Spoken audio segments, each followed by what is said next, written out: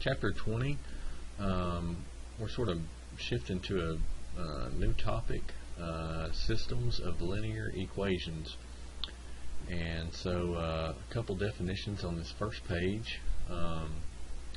Basically, a system of keyword linear equation just consists of two or more linear equations, as we have written right here in a general form. So if you look at this, what you should see is that both equations have an x variable and a y variable, and the important part about these variables is that their exponents are both 1. Okay, and we could actually have an equation that did not have an x or a y, but in this case we're only going to have two variables at most, and each one is going to have an exponent of 1.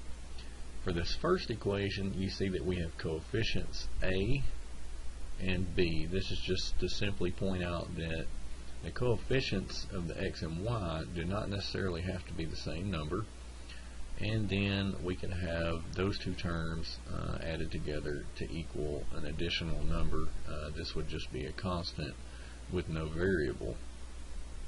Now, the next equation, you see that we also have an x variable and a y variable, and then again their exponents are 1, and this is what tells us that these are linear equations.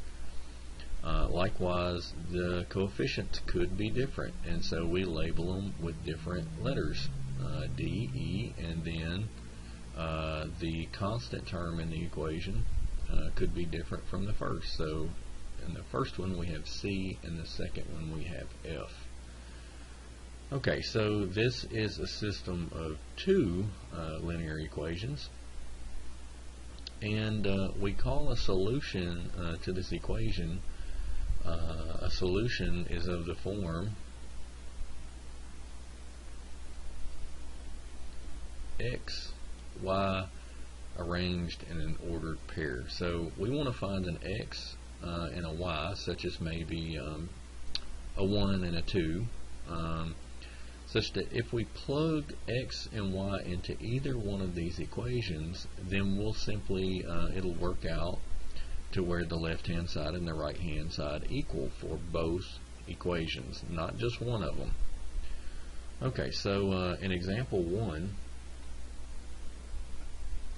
we're just going to do, we're just going to simply check to see if a given ordered pair is a solution to this system of two linear equations. Real simple to do that.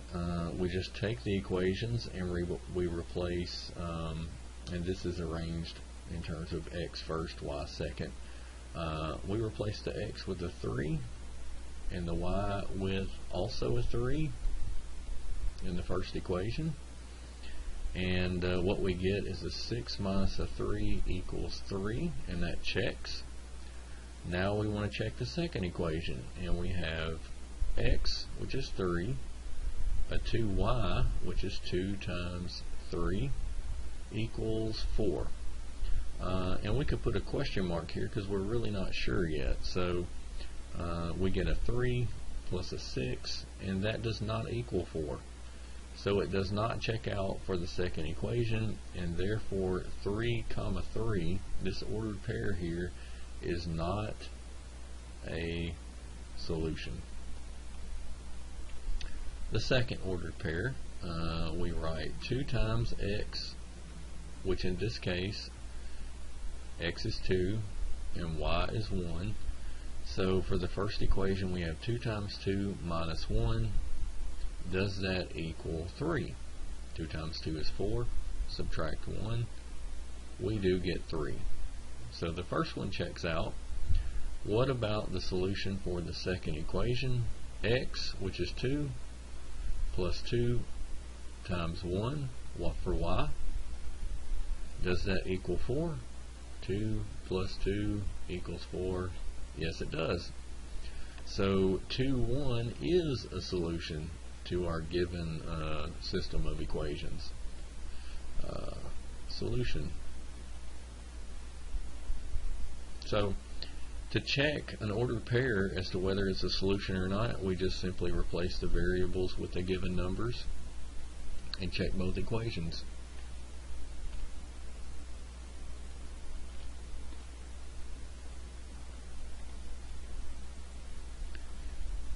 Here we have three things that could happen when solving a system of linear equations, specifically two linear equations.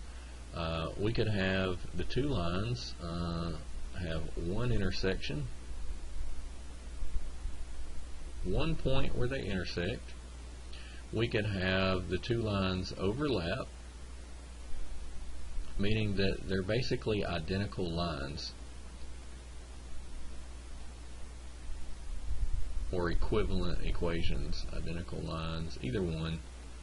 I'm just trying to give you an idea as to how to identify this second situation.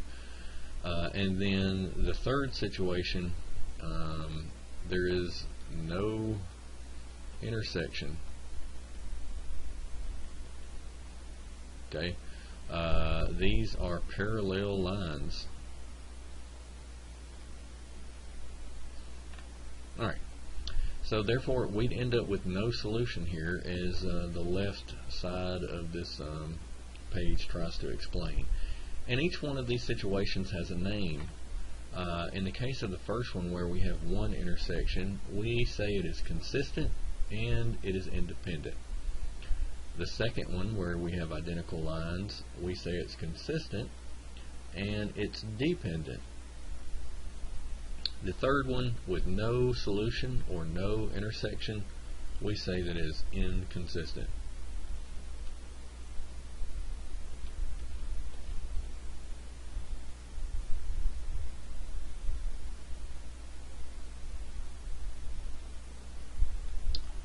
Okay.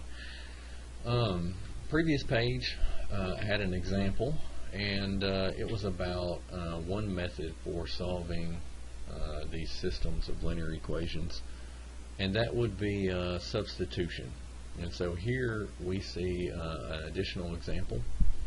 It's already been worked for us, and we see that we sort of get a unique situation when we use substitution.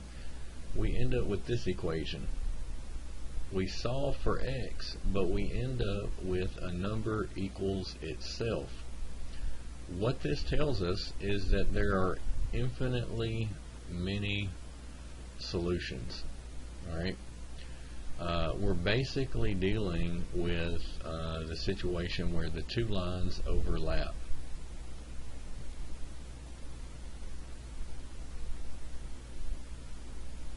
Okay, they sit right on top of one another. Now that's not to say that any ordered pair is a solution. Only the ordered pairs that fall on either or the other line.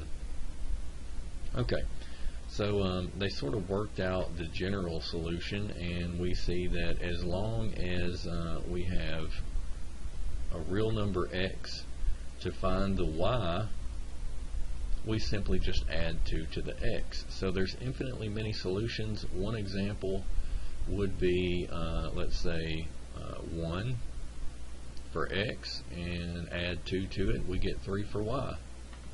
Likewise, we could say x equals 4. Simply add 2 to it, and we get 6 for y.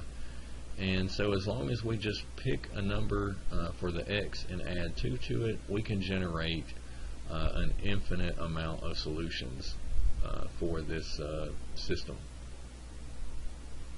So what they want us to do in this example, they pretty much already worked it out for us. They want us to check this solution 1, 3.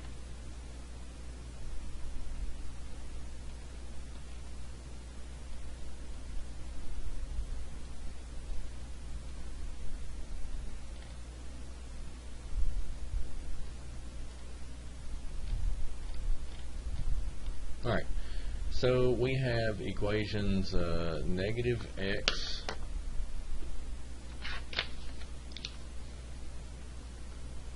plus y equal 2 and y equals x plus 2.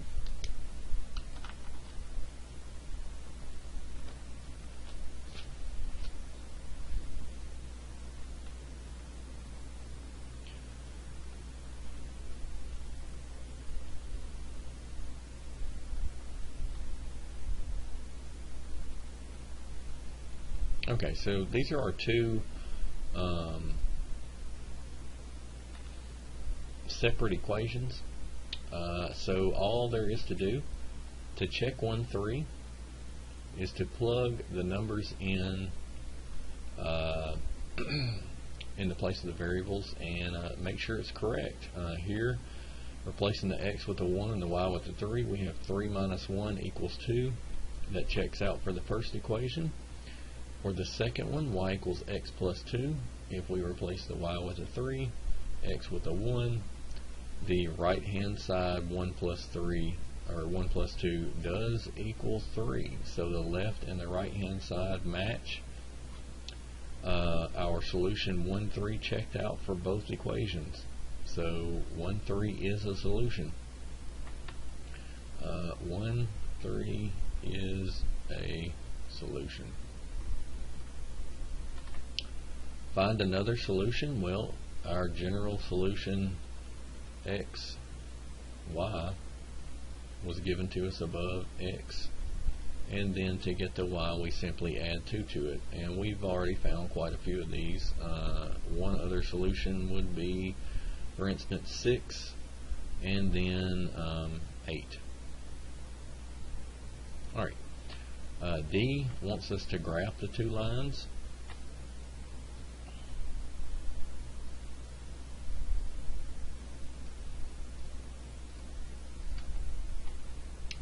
And in my opinion, the easiest way to graph a line is to use the slope intercept form. And that form is y equals mx plus b, where the coefficient of the x is your slope, and the constant term off to the side of the x term is just your y-intercept, where it crosses the y-axis. So I'm going to take my first equation, minus x plus y equal 2, and I'm going to get the y by itself. To do that, I simply add x to both sides, and I get y equals x plus 2.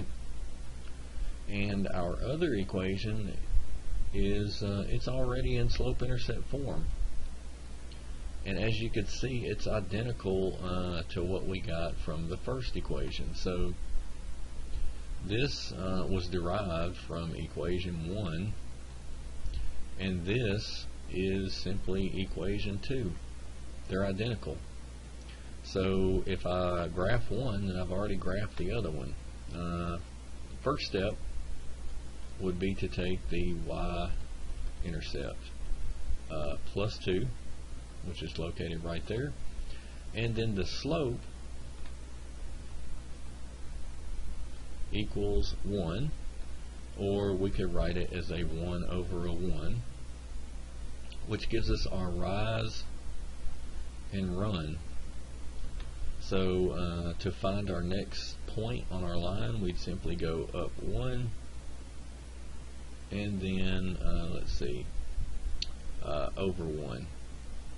Okay, so up 1 over 1, the graph is really small, so it's kind of hard to see the numbers, but if we start at 2 and we go up 1 and over 1, we'll end up right there.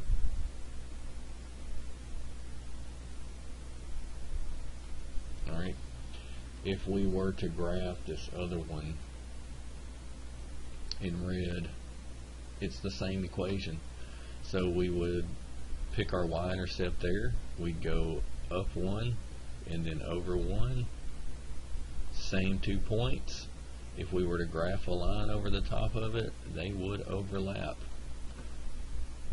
So this is the situation you end up with whenever try to solve the system of linear equations and you end up with something like the -4 equals -4. It could be any number, but if the variables cancel out and the two sides are equal, then this is the situation that you're dealing with. You're dealing with a consistent, dependent system of equations.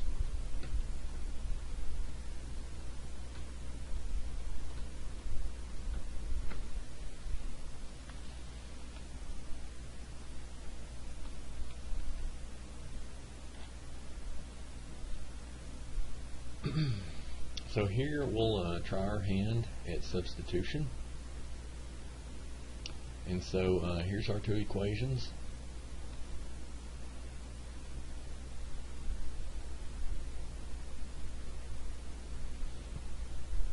What I'm going to do is I'm going to take the second one, and it always helps if one of the equations, when you're substituting, if you can pick out an equation that has a +1 as a coefficient, and the y is one such variable in this second equation. So to solve this for y, all we have to do is add 3x to both sides, and we get y equals 3x plus 5. Okay, a minimal amount of steps to get one of the variables by itself. So that's why I chose the second equation. So this first step is simply to isolate one of the variables. Okay, and we've done that. We've gotten the y by itself. Now what we do is our second step is we substitute 3x plus y, or I'm sorry, 3x plus 5 into the other equation. Okay, and so the other equation is minus 3x minus y equals 1. Alright, well, this equation here just simply tells me that anywhere that I see a y, I can replace that y with a 3x plus 5. And that's exactly what I'm going to do. I'm going to write this as a minus. The y gets replaced with 3x plus 5. I want to put that in parentheses because this negative in front needs to be distributed.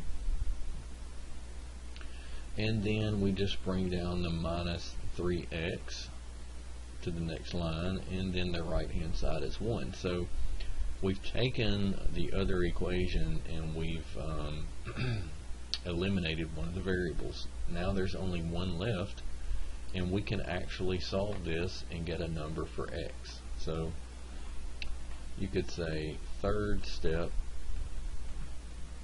is solve for other variable.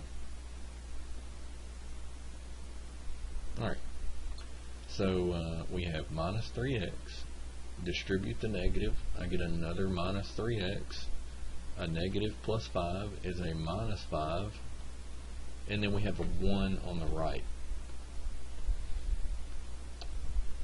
So negative 3 and negative 3 gives me a negative 6x minus 5 equals 1.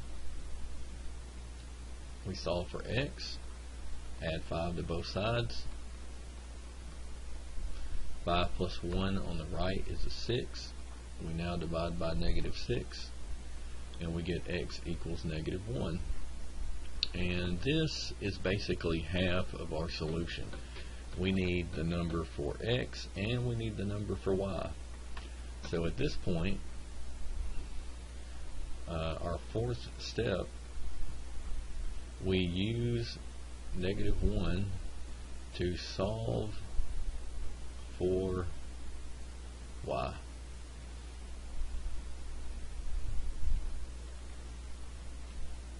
Okay, so to do this, you can pick out either one of the equations that you started with. So I'll just go ahead and I'll pick out this minus 3x plus y equals 5. If we replace x in this equation with a -1, we'll have a -3 times a -1 plus 5 equals y. And so what we have here is a 3. -3 times -1 is a +3. Kind of went off the page there. We have a 3 plus y equals 5, and subtract 3 from both sides, and we get y equals 2. Okay, so quite a few steps, but neither one of them is really too difficult. And here we have our equation. If you were to graph these two lines, they would intersect at the coordinates -1, 2. And that's exactly what we're about to do here at the bottom of the page.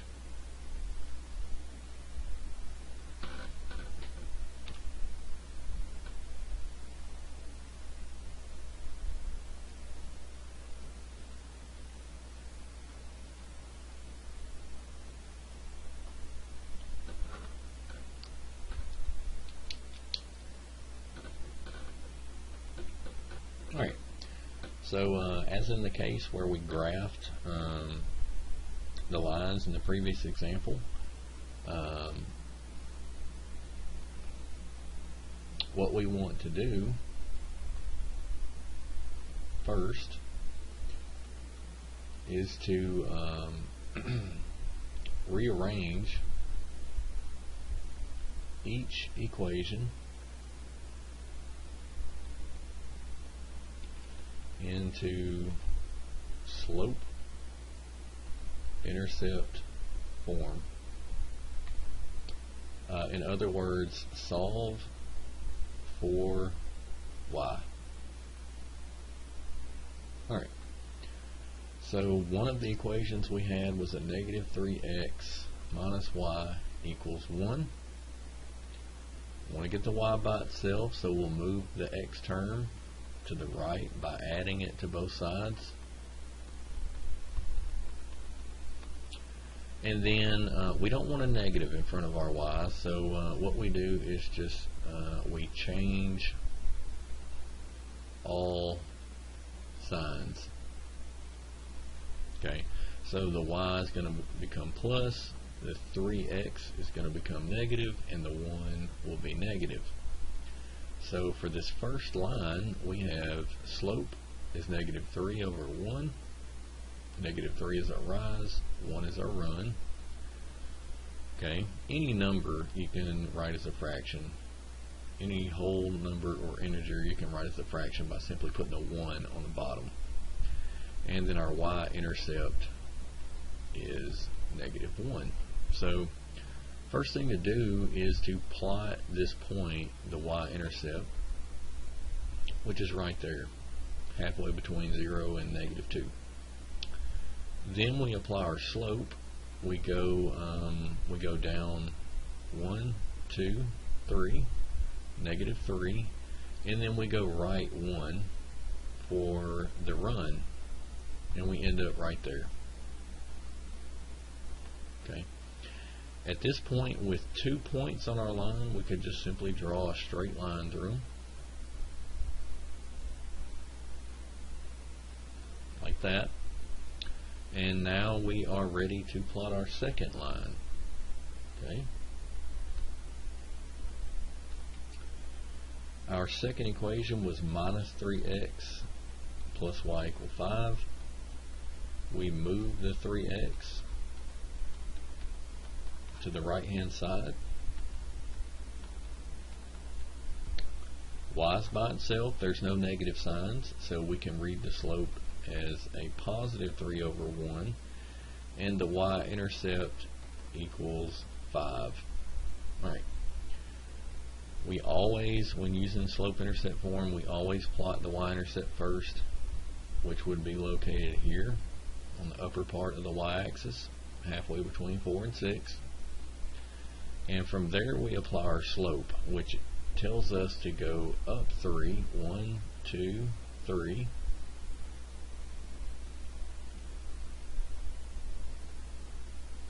And then we go right 1.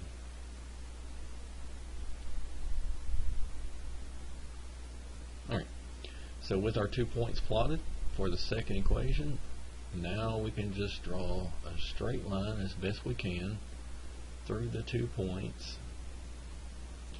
And here we can see our solution. The intersection of the 2 lines is -1, 2. The same solution that we got by using the method of substitution above.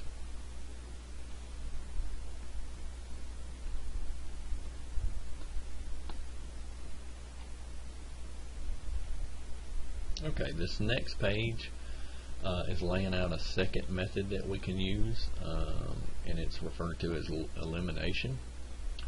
I encourage you to read over that example yourself. But I am simply going to skip to the next example. Okay, example 6. It wants us to use our calculator to graph the lines of this previous example.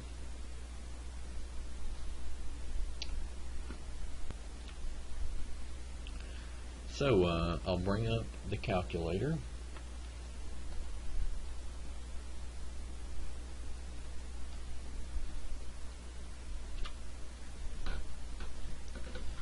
We'll scroll to the bottom of the screen, and we have a little bit of work to do. Calculator is going to do some of the work for us, but before we jump to the calculator, we really need to take our equations and write them in slope-intercept form, which is to say, get the y by itself. So first step is to subtract 2x from both sides.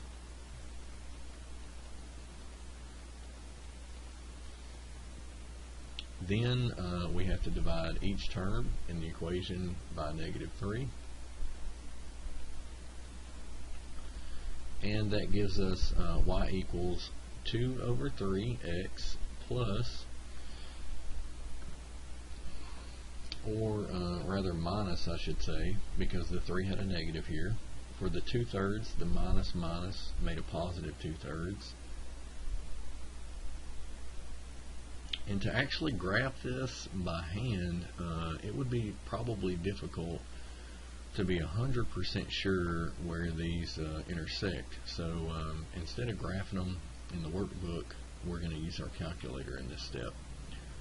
So this piece here, the 2/3 x minus 4/3, is what we're actually going to enter into the y editor of our calculator.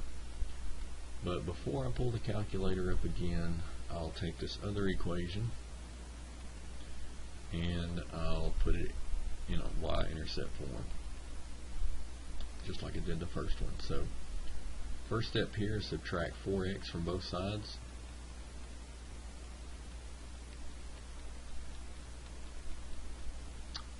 Now what we want to do is divide by -6 for each term.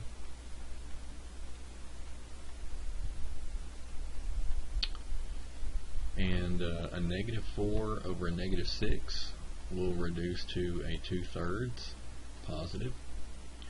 And then the constant of the equation becomes a minus 5/3 if we simplify. Okay, and here is the expression that we enter for the second equation to graph it on our TI calculator. We pull up our calculator and we go to the Y editor screen. Here's the Y equal to button below the display. That's how you get to it. And the Y is already accounted for into the calculator. The 1, 2, 3, 4, 5, and so on is just simply for several equations that you can graph at one time. We'll put this one as our y1, the red, okay, y1,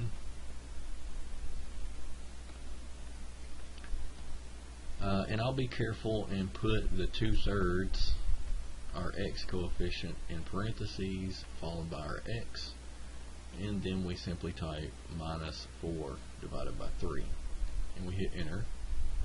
It jumps to the second equation, y2,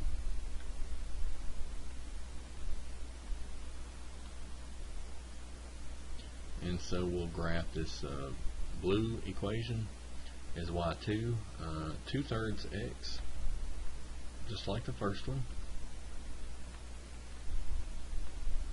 but then we have a different y-intercept of 5/3, enter. So with the same slope, they're going to be parallel lines, and with a different y-intercept for each one, they're going to be offset. And so now if you want to look at the graph of the two, you simply hit the graph button below the display over here on the right side of the calculator. And to really get a good picture of the two lines, we'll zoom in.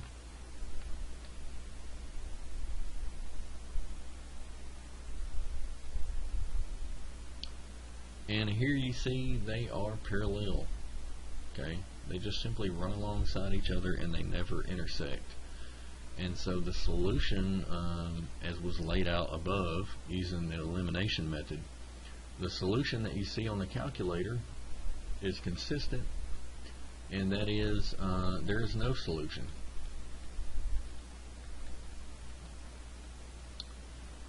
Because the lines are parallel, and they're really close together, so that would have been kind of hard to actually sketch these by hand. So make sure you practice doing this with your calculator, and you bring it with you to test 4.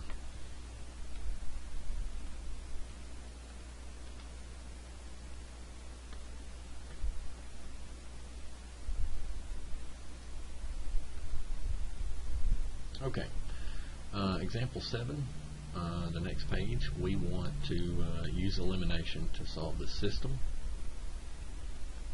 So I'll rewrite the two equations up here.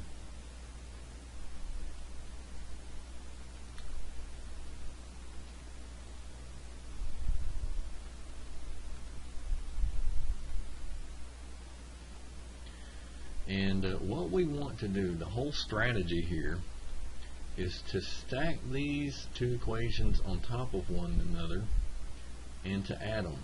Okay, we want the x's to line up in one column, the y's to line up, and then we want the constants on the opposite side of the equation, and we want those two to line up from each equation. So we stack them up in columns, and what we want to do is add to match up the coefficients of one of the variables. We can't match them both. They do, sometimes they do both match, but what we want to do is just focus on one of the variables. So you can pick either x or the y, but we want to match those coefficients. Okay. And when we match them and then we add them, it's going to knock out that variable. So the easiest way to do this is to simply multiply the equations and swap the numbers. So what I'm talking about is we take the equation, if we want to match or eliminate, let's say we want to eliminate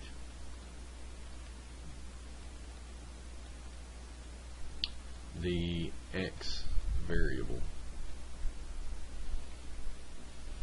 Alright, the way we're going to do that is we're going to take the first equation and multiply it by the coefficient of the x from the second equation. the negative 7.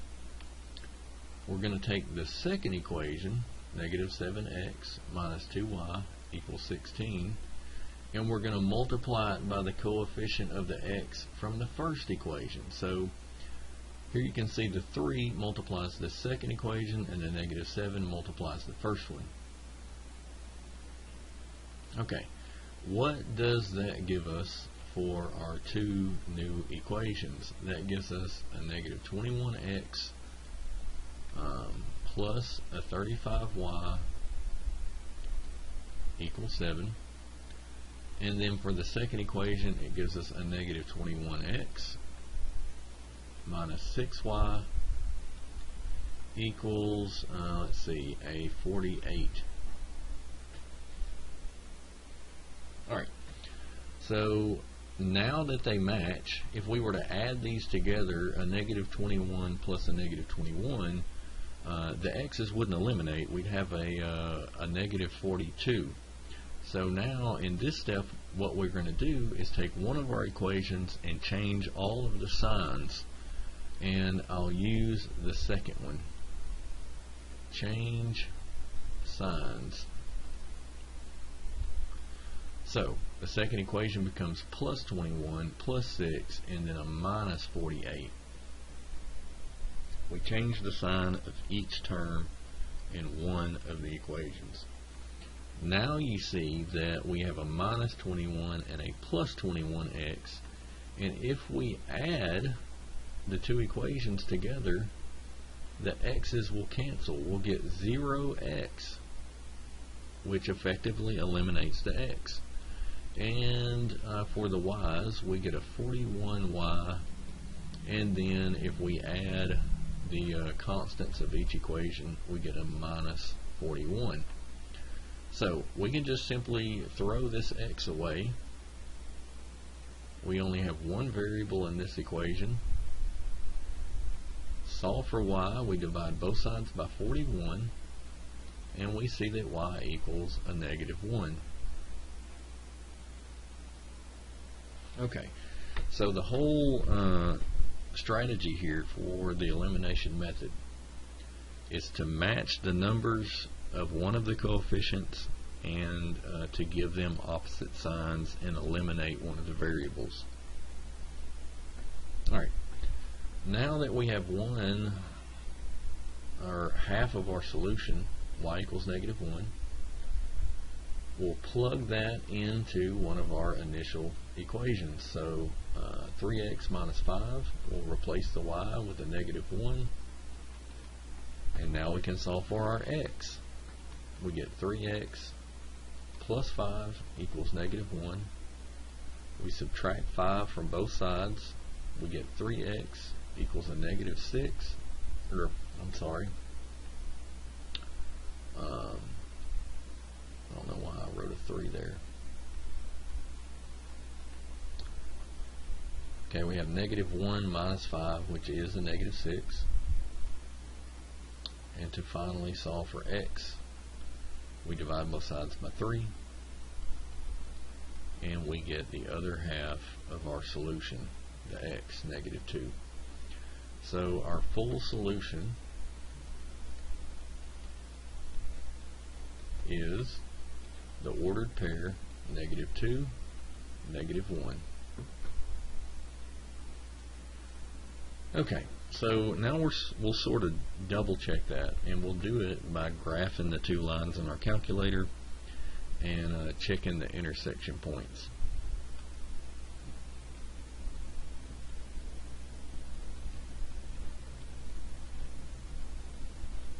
Alright, before we put it in our calculator, we have to take each equation and write it in slope-intercept form. First one, first step is to subtract 3x from both sides, divide by a negative 5,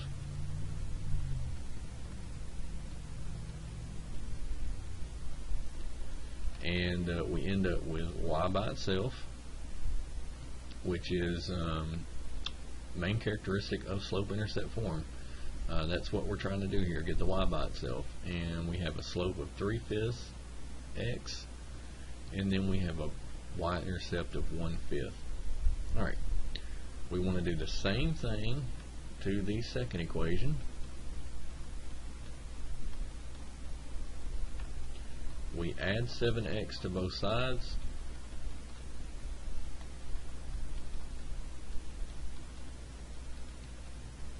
We divide by -2, and we get y equals -7/2. You can just take the negative from the 2 and attach it to the 7 instead.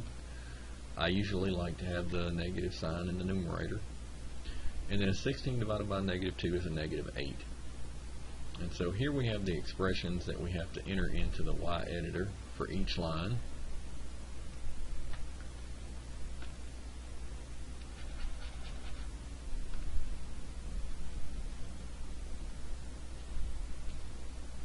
Okay. And at this point, we'll pull up the calculator. We'll go back to the y editor and clear out the last two equations, and we'll enter our new ones, parentheses, 3 divided by 5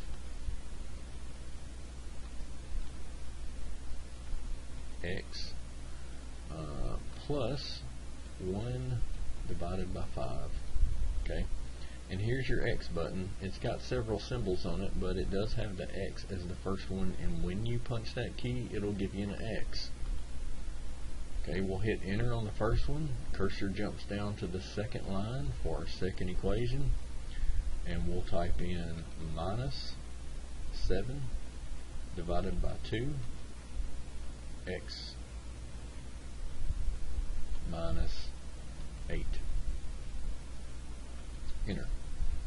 Okay, so our two lines are in the y editor. Now if we want to look at the graph, we hit the graph button.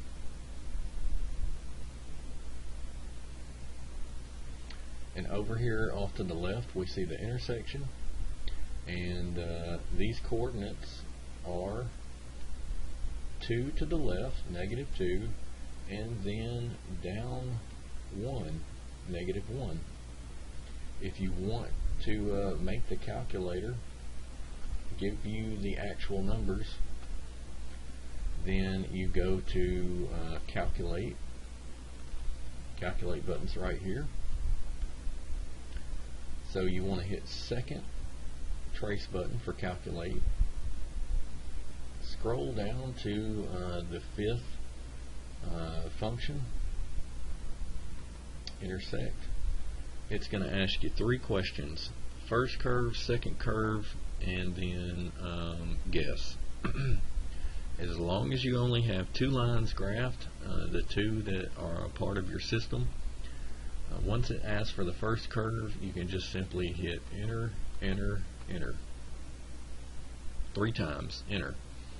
And here we have the coordinates. Calculator gives them to us at the bottom of the screen. X equals -1 and y equals, X equals -2 and y equals -1, which matches the solution that we got from using elimination.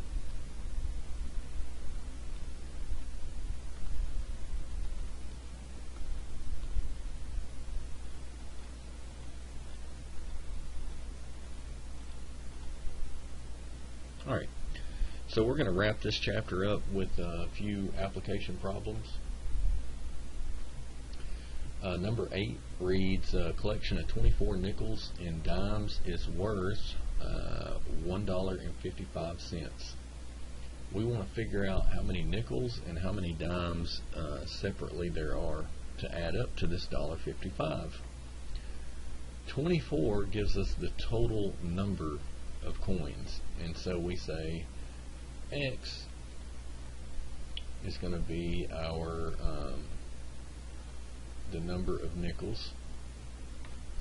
Let me write that. X equals number of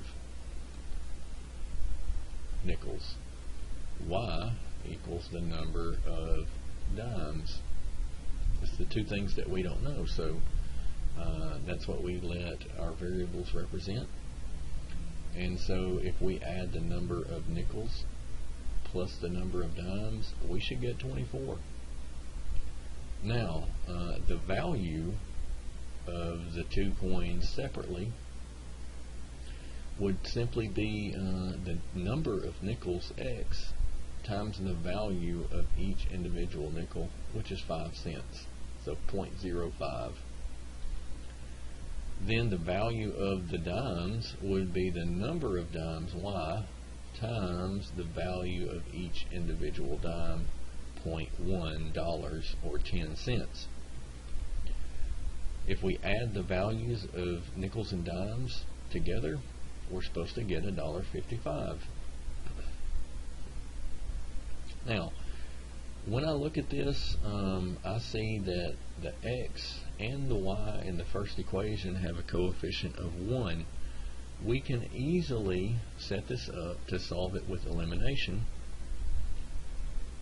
by simply multiplying the first equation by 0.05 negative. If we multiply the first equation by negative 0.05, our first equation will become minus 0.05x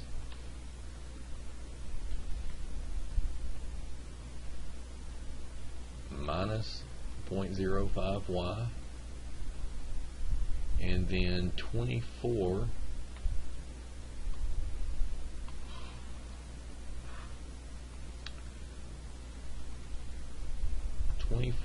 times 0.05 gives us a 1.2, and so we'd have a negative 1.2. Now, we wouldn't bother our second equation. We'd keep it the same, 0.05 positive x plus 0.10y equals 155. Okay, so for elimination, we've matched the numbers of the coefficients of one of our variables, in this case the x, and they have opposite signs. One's negative, the other one's plus. So if we add these equations stacked on top of one another, the x variable is going to cancel out. We're going to get a 0.1 minus 0.05 for our y coefficient, which is 0.05 positive y. And then we add the constants of each equation, and we get 35 cents, 0.35. Now if we divide both sides by 0.05,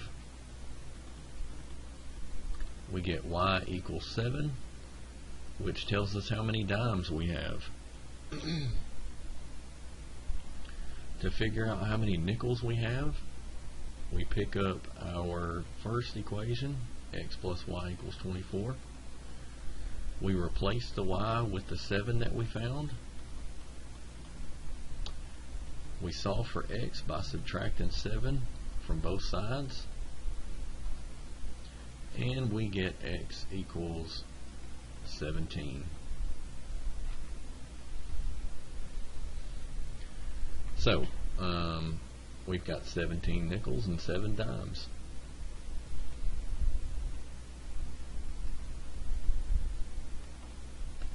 So that completes example 8. The next few, I'm just going to go ahead and set up the equations, and I'm not actually going to work them out for you. I'm going to leave you a little bit of homework to do. If you want to know whether you got the right answer or not, just swing by my office, and I'll be glad to check your work. So example 9 says Wanda wants to invest $20,000 in 2 certificates of deposits that have different maturities. One CD matures in a year and pays 1.1% simple interest. So if we're dealing with interest, we need to know how to calculate it. And so we write interest equals principal times, let me write this somewhere else because that's obviously too big.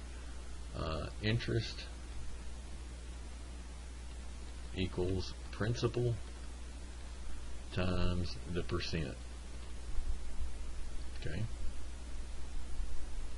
And so principal and interest are in dollar bills, dollar amounts, and percent is usually pretty easy to pick out. It's the number with the percentage sign beside it. Okay, so let's see. It says the total that we put into the two accounts, total principal equals $20,000. Then we're told that one account pays 1.1 and the other account pays 3.6% interest. And it matures in 3 years. So if time is a factor, we're not just dealing with 1 year, then we're going to take our simple interest formula here and we're going to add a third factor, time. So interest equals principal times percent times time. So we're given our total principal,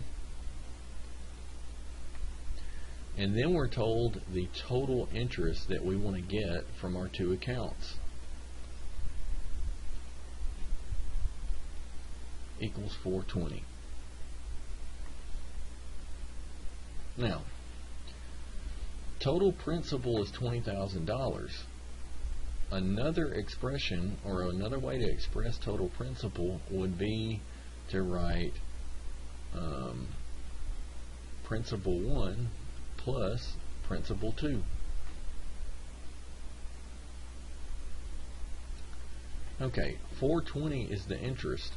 So another way to write total interest is interest 1 plus interest 2. Now, what we're going to do here, because ultimately we want to incorporate the variables x and y, we're going to define x as the principal in account 1. And we're going to say y is the principal in account 2.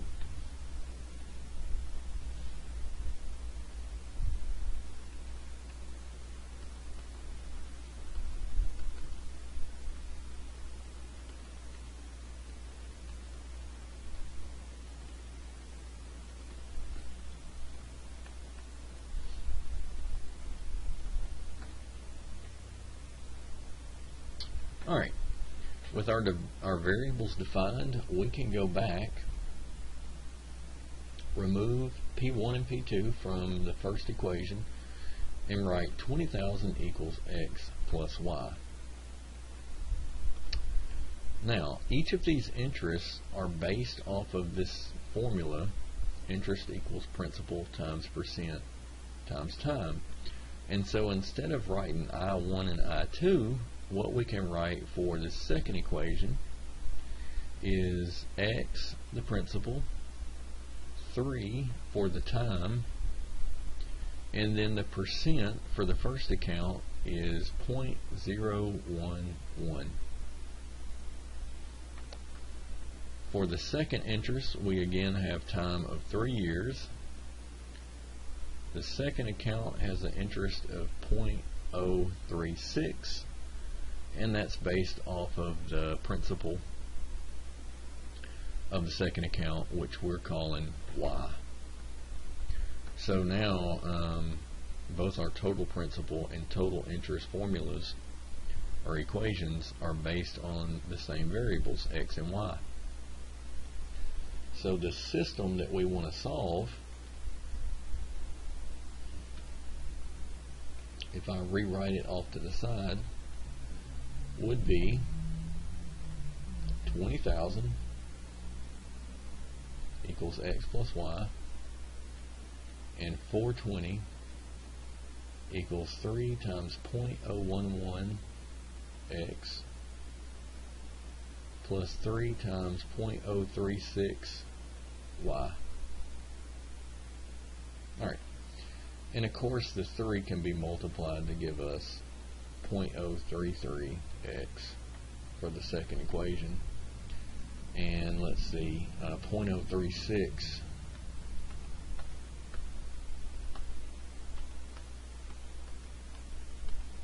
times 3 will give us 0.108.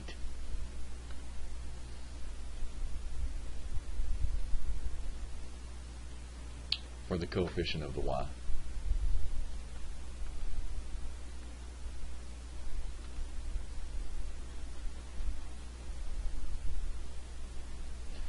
So with these coefficients being decimals in the second equation, I would probably try to solve this by graphing both of the equations in the calculator and have it find the intersection of the two equations. But I'm going to leave that to you.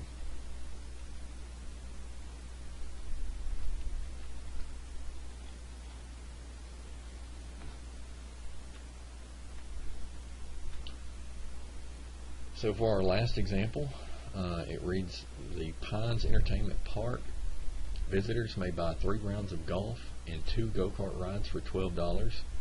Another choice for visitors is to buy 4 rounds of golf and 5 go-kart rides for $19.50. We want to find the price for each round of golf and for each go-kart ride. Okay, so what we're going to do is we're going to label our variables x and y. We're going to define them. X is going to be the cost of a single round of golf.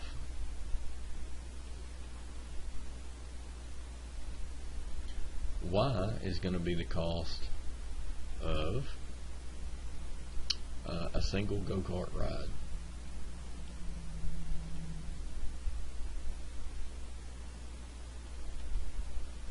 Alright, so our first sentence basically gives us one equation. Okay, we've got 3 rounds of golf, and so the cost of 3 rounds of golf would be 3x. And then we add the cost of 2 go-kart rides to that, so plus 2y,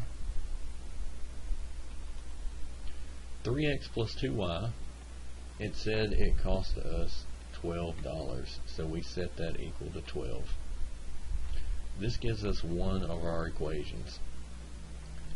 For the second equation, we just simply look to the second sentence. Okay, we're told to buy 4 rounds of golf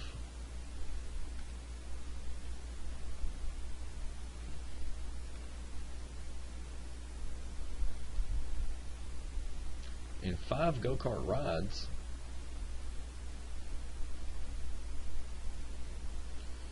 Four rounds of golf and 5 go-kart rides is $19.50. So 4 times x plus 5 times y adds up to give us $19.50. So here's your 2 equations. You can try to use elimination or substitution, or you can try to graph the 2 equations in the calculator and have it find the intersection for you. And like I said, if you have any questions, if you want me to check your work for these last 2 examples, feel free to come by my office. But that completes chapter 20, and it actually completes the workbook. So good luck studying, and good luck on this next this 4th test. Thanks for watching.